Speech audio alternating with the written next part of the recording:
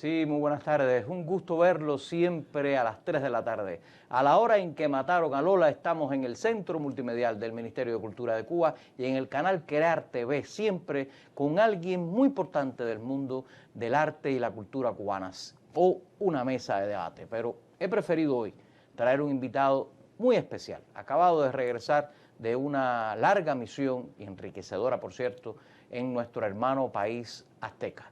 En unos segundos, aquí les tengo una gran sorpresa. Plano general, por favor. Bienvenido, maestro. Un gustazo verlo. Dicen que está cumpliendo un aniversario 80, ¿no? Y Así uno es. siempre se sorprende de verte con esa energía, con esa vitalidad, con esa lucidez. Y nunca rendido, para nada. Todos los días Waldo tiene un combate por la vida y sobre todo por una obra poética coherente y muy singular. Y yo te pregunto, pues, terminada esta misión que has tenido de consejero cultural y después de haber representado también a nuestra cultura, ¿qué momento es este de tu vida? Porque 80 años no se cumplen todos los días. No, realmente no se cumplen todos los días y pesan un poquito. Pero creo que lo llevamos bien, ¿no? Me parece que sí. En este momento estaba, bueno, he recapitulado sobre algunas cosas que quería escribir, que quería rescatar, porque uno, tú sabes que es un escritor de madrugada o de fin de semana, porque hay otras tareas que siempre estamos asumiendo, ¿no? Y hay cosas que se me fueron quedando durante muchos años. Por ejemplo, hay algo que me parece que es muy interesante, que es un testimonio de la presencia de los artistas, de los creadores en la guerra de Angola, donde tuve la suerte y el privilegio de participar con algunos amigos, Joel James, Rafael Carralero, Ariel James. Estuvimos en esa misión y la idea que nosotros teníamos entonces era, que además así lo hicimos saber, no queríamos ir como escritores, sino queríamos ir como soldados para vivir la vida del soldado, correr los riesgos de la vida del soldado para después poder escribir desde adentro esa experiencia. Esa era una de las propuestas. Y la otra era testimoniar de alguna manera la revolución angolana.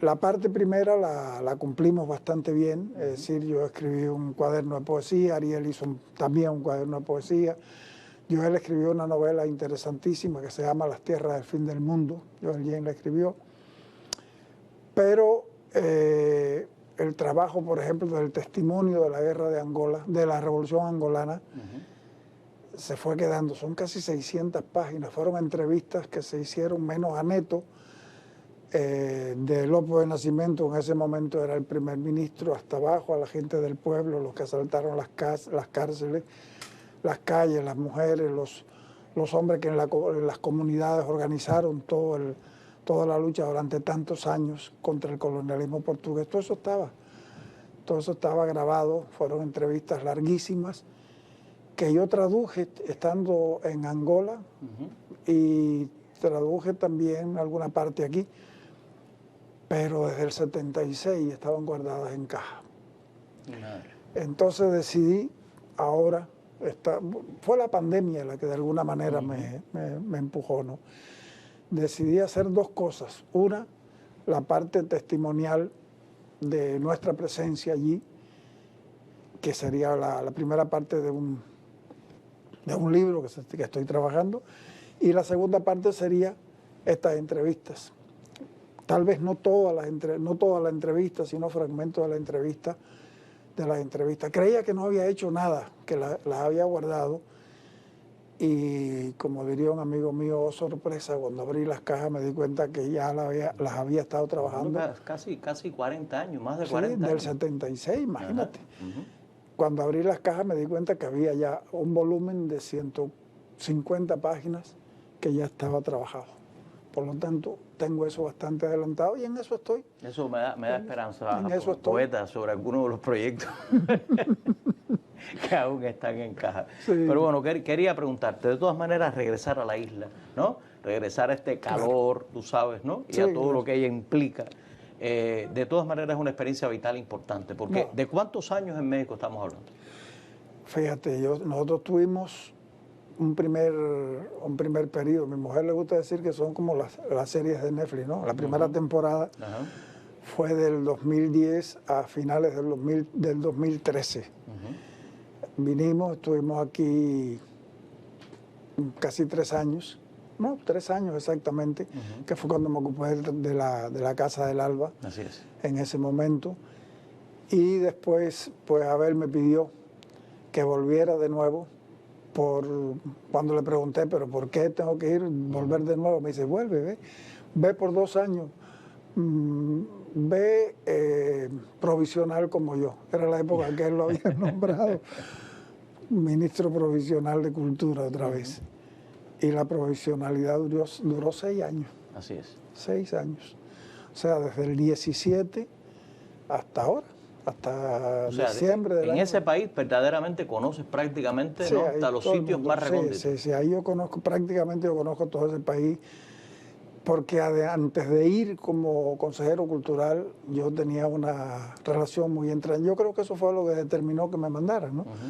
Una relación entrañable con el país, pero un diálogo muy franco y muy intenso con gran parte, no con mucho, porque es un país muy grande y tiene una intelectualidad y un mundo artístico enorme, ¿no? Pero con una gran parte de los escritores, algunos que eran jóvenes entonces, algunos que eran muy jóvenes entonces, que hoy ya son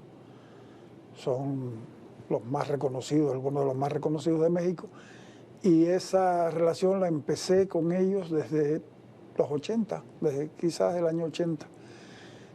Fue mi primer vínculo con ese país, con la vida cultural de México. Tuve la suerte también con el grupo Trovandante, que es un grupo que tú conoces, que armamos con Pepe Ordaz, con Augusto Blanca, con Rocha Meneiro, en la que vamos diciendo poemas, canciones que están hechas sobre poemas míos, canciones de ellos propias. Hicimos un recorrido que recuerdo que empezamos acá en el Golfo, empezamos en Chetumal y terminamos en Ensenada. O sea, recorrimos el país prácticamente desde el Golfo hasta la frontera norte del país, y viendo por ciudades, universidades. Ha sido un tiempo muy intenso, de un intercambio realmente los últimos 20 años, ¿no? Muy fuerte. Y por tus manos han pasado orquestas de música popular, bailarines, teatristas. ¿Qué opinión te merece hoy la manera en que efectivamente se produce hoy ese intercambio? Yo creo que hoy en México, entre México y Cuba, el intercambio cultural siempre ha sido muy intenso. Había alguien que decía que podía pasar cualquier otra cosa en otras esferas, pero el diálogo cultural y el diálogo pueblo a pueblo, ese no se iba a romper nunca, porque es un diálogo muy intenso. Eso es cierto. Pero yo creo que en los últimos años ese diálogo se intensificó. Yo te puedo poner un ejemplo solo, ¿no? Por ejemplo, el Cervantino que hicimos hace, el 49. Cervantino 49, en un momento difícil, los dos Cervantinos, porque realmente primero fue virtual, ¿no? Fue virtual, y que plena pandemia. Que fue un esfuerzo, ¿no? Donde tú jugaste un papel importantísimo. El canal, este sitio en el que estamos ahora mismo. Tuvo un papel significativo en ese Cervantino virtual. Y después, con las dificultades, pero con el apoyo de México, evidentemente, y con la voluntad nuestra, ¿no? Se pudo hacer virtual con casi 100 artistas, eran 100 artistas, no sé si tú me acuerdas, estoy pensando en los Bambán inaugurando aquel festival, eso era una maravilla, ¿no? Y llegaron repentistas, se llevó de todo, creo que es como un símbolo de lo que podía ser y lo que es realmente ese diálogo. Diálogo que a veces se nos escapa a nosotros mismos, porque de pronto te llegaba una orquesta, te llegaba un grupo, y tú ni siquiera sabías por dónde había llegado, porque son también otras conexiones que se establecen a veces por otras vías, pero que de todas maneras forman parte de ese intercambio, de ese diálogo. Que hay otras zonas que uno a veces no le da mucha importancia, que son las universidades. Ahora mismo estuvo aquí, acaba de irse, ayer o antier, Nayar López, que vino como con 25 investigadores de la UNAM para un encuentro sobre el Caribe. Es decir, es un intercambio, un vínculo a niveles diversos. Muchos niveles. Apenas hace un mes estaba Nájera sentado ahí mismo, Nájera, sí, hablándonos del evento martiano. Es decir, claro, es un ir y venir, ¿no? Un ir y venir. ¿Tú piensas que Cuba ha logrado aprovechar esa oportunidad, ese México generoso, ese país siempre dispuesto a recibir a los cubanos? Yo creo que sí, yo creo que lo hemos aprovechado bastante y creo que pudimos haber aprovechado mucho más todavía, yo lo pienso, ¿no?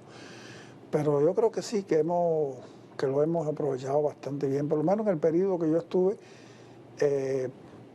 no había un día que no tuviéramos presencia cubana en México, no había un día en que no llegara alguien a la embajada solicitando venir con un proyecto distinto. A veces se podían realizar, a veces no se podían realizar. Bueno, estamos hablando de todas maneras de 80 años, de un hombre para quien Santiago de Cuba siempre tiene un significado muy propio. Sí. ¿Cómo es hoy esa relación espiritual tuya con Oriente, con Santiago? No, Santiago es es decir, yo nací en Remate de Ariosa, eso yo siempre lo digo, ¿no? Y que es un término municipal de Remedio, cuando yo nací se llamaba así. Viví prácticamente mi infancia y parte de mi juventud en el campo camagüeyano. Vine a estudiar a La Habana en un momento al triunfo de la Revolución, en los primeros años, o sea, en el año 60 y 61 exactamente. Y después me fui a Santiago. Y cuando yo llegué a Santiago, decidí que esa era mi ciudad, que ese era el lugar donde yo quería vivir. Y viví ahí cerca de 20 años. Era un momento también de toda una efervescencia intelectual sobre Santiago, ¿verdad? Allí hicimos cosas muy... Eso es otro texto que habría que publicar ya. Terminé una especie de testimonio de 70 páginas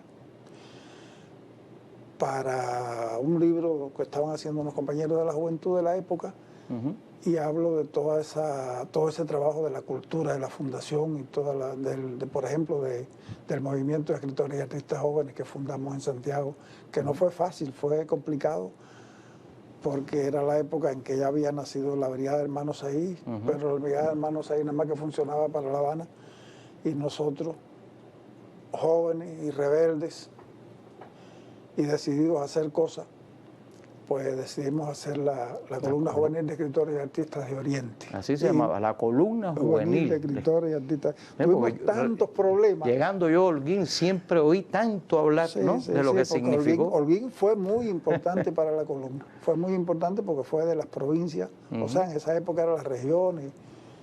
Estábamos hablando muy atrás, yo creo que cuando tú no habías ni nacido, yo creo. No, pero imagínate, Alejandro Querejeta, Mario Nieves, siempre me vivían contando, ¿no? De aquella osadía y de lo que hubo que enfrentar, porque hubo mucho recelo. Fue muy complicado. Primero porque, bueno, nos acusaron de regionalistas, ya eso empezando por ahí, de regionalistas, de cómo era posible que teniendo la revolución una organización juvenil, nosotros nos quisimos organizar una nuestra, ¿no? Era porque la otra no funcionaba, no llegaba nunca allá y la hicimos, ¿no? Y tuvimos tantos problemas como, por ejemplo, hablando de la prensa, en aquella época no había redes sociales, pero el periódico Juventud Rebelde, me acuerdo, nunca se me va a olvidar que nosotros publicamos, mentira, ellos le pidieron a un escritor, que después fue mi jefe y tuvimos muy buena relación. Le pidieron a ese escritor que escribiera sobre la columna. O sea, la juventud y el Consejo Nacional de Cultura, que estaban de alguna manera inconformes con que nosotros, para no decir en contra, sino inconformes, pero en realidad era en contra, ¿no?, de que tuviéramos esta organización allá, aprovecharon al periódico Juventud Rebelde para que hiciera un artículo sobre la columna. Y me acuerdo que el artículo empezaba diciendo algo así como esa especie de combinación agrícola cultural. ¿Por qué decía esto? Porque eran las columnas juveniles del centenario, las columnas juveniles. Y entonces, un artículo que lo que hacía era llevarnos contra la tabla, ¿no? Nosotros mandábamos, yo le pedí, yo era el presidente de ese movimiento, le pedí a un compañero que escribiera una respuesta breve. Le dije, no te desgastes, haz una cosa pequeña para dejar claro por qué hacemos esto. Y lo mandamos al periódico Juventud Rebelde. Era en esa época, no me acuerdo quién es que estaba dirigiendo eso. Y se lo mandamos. No salía y no salía y no salía. Y cuando salió gráficamente, te lo voy a explicar, pero lo tengo en la cabeza todavía. Media página de otro artículo de Juventud Rebelde con 4 flechas grandes, una magenta, otra azul, otra negra, así apuntando para abajo, para la cosita que nosotros habíamos publicado, ¿no? O sea, gráficamente aplastando aquella basura, ¿no? La gente me dijo, bueno, ¿qué vamos a hacer con esto? Bueno, tranquilo, ahora viene el Congreso Cultural de La Habana. Yo estaba invitado al Congreso Cultural de La Habana, ese hecho tan trascendental de la época. Yo me voy a empatar con el periodista este, yo tengo que decir, yo tengo que hablar con este hombre. Vamos a hacer las cosas de otra manera. ¿Qué edad tenías entonces, Walter? Yo tenía 30 y pico de años. No, mentira, 20 y pico de años. No, 20 y pico. 20 y pico de años. Y entonces, como me gusta a mí hacer las cosas y como yo creo que tenemos que hacer las cosas, hacer las cosas no podemos darle silencio ni dejarlas ahí a que se pudran. Hay que irle de frente, partirle de frente, pase lo que pase. Y me acuerdo que vinimos al Congreso Cultural de La Habana, que fue unos días después de ese artículo. Me senté en el salón de embajadores, jamás se me va a olvidar la escena, ¿no? Estoy sentado aquí, invitado, estaba la plenaria grande aquella, el inicio del evento. De La Habana Libre, toda la mística de La Habana Libre. Yo sentaba ahí en el... Y había un compañero que yo conocía al lado, le digo, oye, fulano, ¿tú conoces a tal, al periodista? No voy a decir su nombre, pero una gran persona, gran poeta después. Y me dice, sí, cómo no, es aquel que está allí. Cogí un papel. Él no me conocía, le mandé un papel, pásaselo, le llegó. Y el papel solo decía, cuando termine esto, vamos a hablar. Soy fulano de tal. Me acuerdo que lo vi, que él cogió el papel, lo guardó, no miró hacia atrás, lo metió en un portafolio que traía. Y yo dije, este cabrón se va a ir.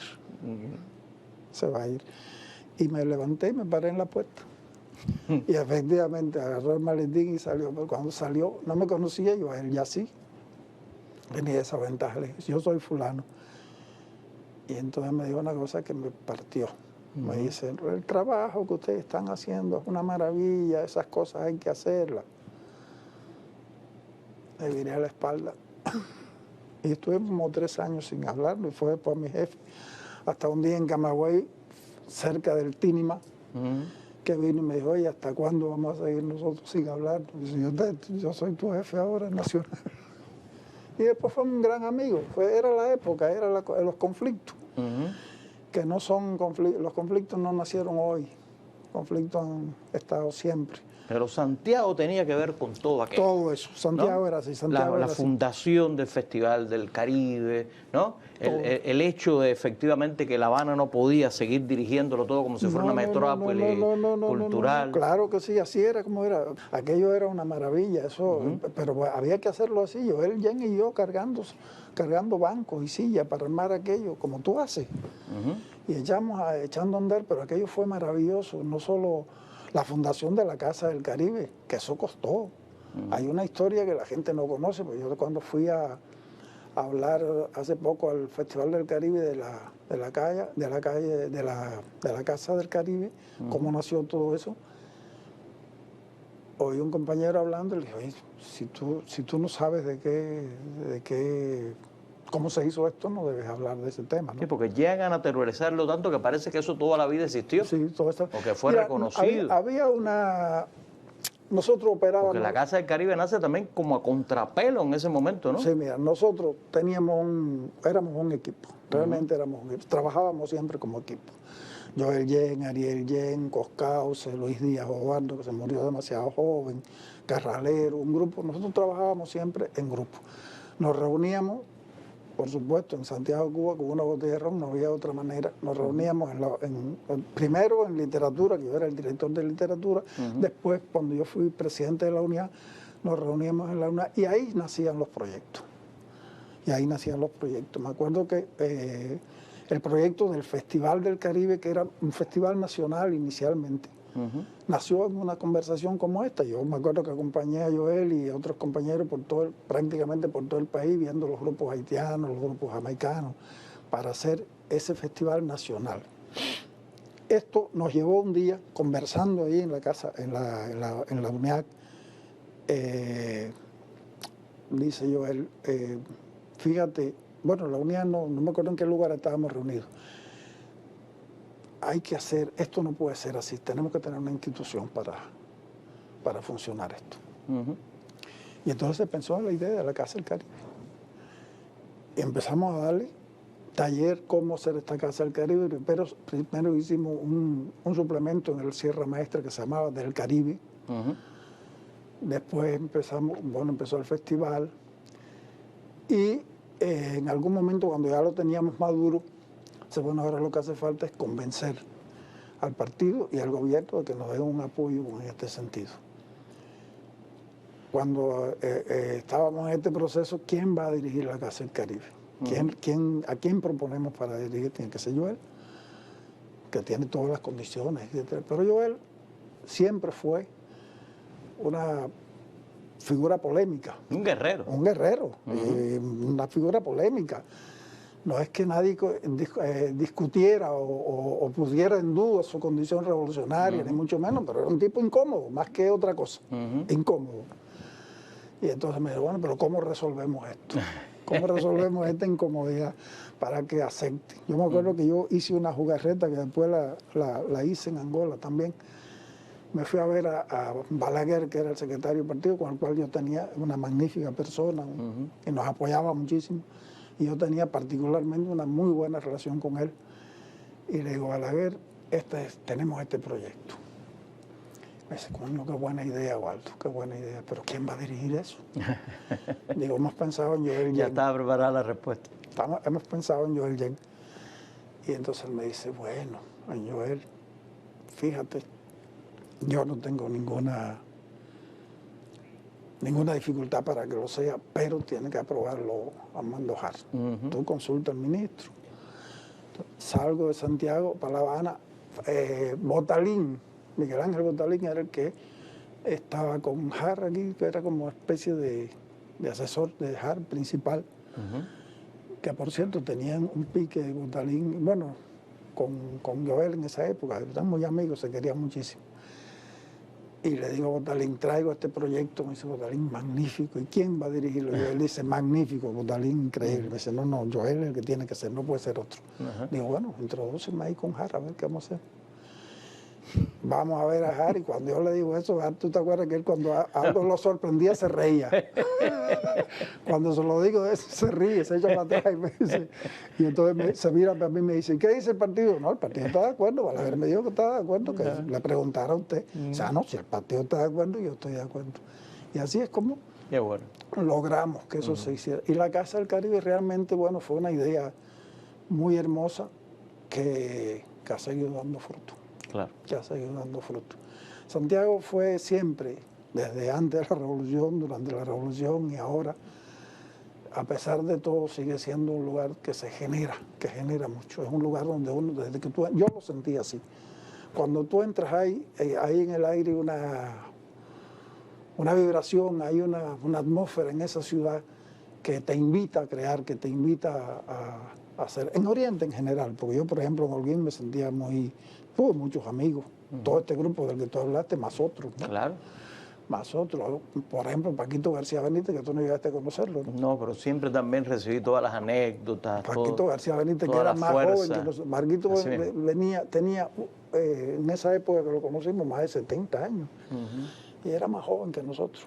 Nos daba lecciones de cómo, de que no podemos parar, hay que hacer esto, hay que hacer aquello. Una de las revistas de la columna la hicimos muy bien, gracias a Paquito y a otro que se llamaba algo así como, no me acuerdo, un periodista que tenía el periódico ahora, muy excéntrico él, pero un gran amigo. Bueno, entramos a los minutos finales y lo único, bueno, ¿ha visto cuántos hemos conocido, cuántos nos hemos enterado? A los 80 años, usted sin embargo tiene muchos proyectos por delante. Sí, pues muchos proyectos. ¿Andaba con este libro incluso? Sí, este acaba de salir. Ajá. Este acaba de salir. ¿Nos los muestra? Sí, esta es una antología que recoge. La flecha está en el aire. Las leyes están en el aire. Ajá. Así tenemos que andar. Ajá. La flecha en el aire. El blanco no se sabe todavía si está más lejos o más cerca, pero la flecha está en el aire. Y esta es una antología que recoge eso. Recoge como 50 años de poesía. Bellísimo. Por letras cubanas, ¿no? Por letras cubanas. Usted últimamente ha tenido muchos libros.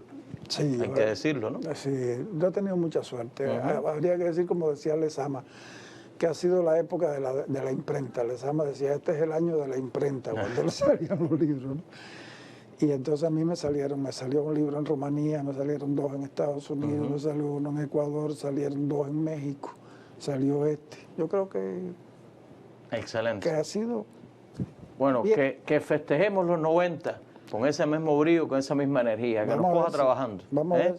Felicidades, poeta. Gracias por estar otra vez aquí con nosotros. Hasta la próxima, siempre a la hora de Lola.